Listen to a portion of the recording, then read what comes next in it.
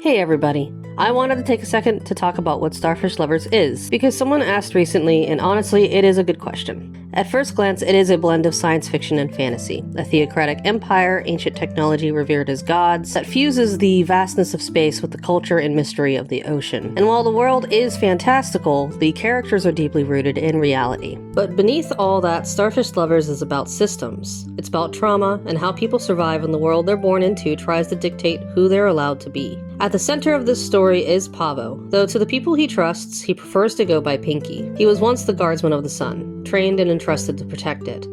But he failed, or, depending on how you look at it, he was set up to fail. The sun was stolen by Inky, a thief and deckhand aboard the Lamprey, who was working under contract from a rival reef, trying to tip the scales in an ongoing political conflict between Emmerich and Canum. It was calculated and strategic. And now the world is dark, both literally and metaphorically, and Pavo is being held responsible. He's on trial, not just for losing the sun, but for breaking a sacred law, and the loss of life in the aftermath of that choice. But the real story isn't about the trial, it's about what that does to him. Having been indoctrinated from childhood by the same organization that holds him responsible, the Fold, a religious and political force that controls everything from what you believe to who you are allowed to love. And he's been hurt by it in the deepest ways. It's about unlearning the lies and reclaiming identity, trying to find a way back to yourself when you've spent your entire life being told that you were broken. He's not alone.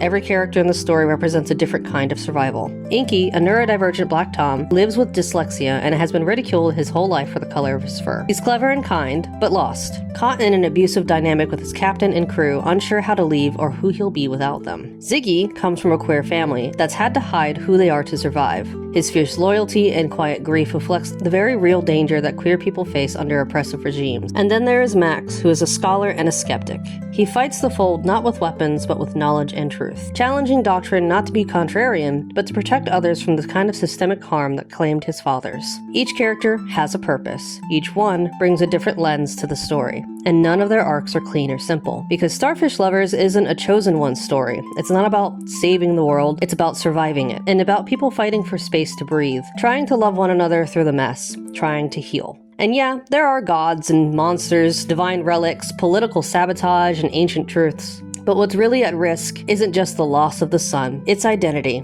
This story is messy. It doesn't promise easy answers, but it asks the hard questions and insists that even in a broken world, there is room for joy, resistance, and love, even when that love hurts. So if you're into rich world building, layered emotional arcs, and stories that don't shy away from the hard stuff, Starfish Lovers might be for you. Thank you for tuning in to today's World Building Wednesdays, and I hope to see you in the next one. Have a good day, y'all.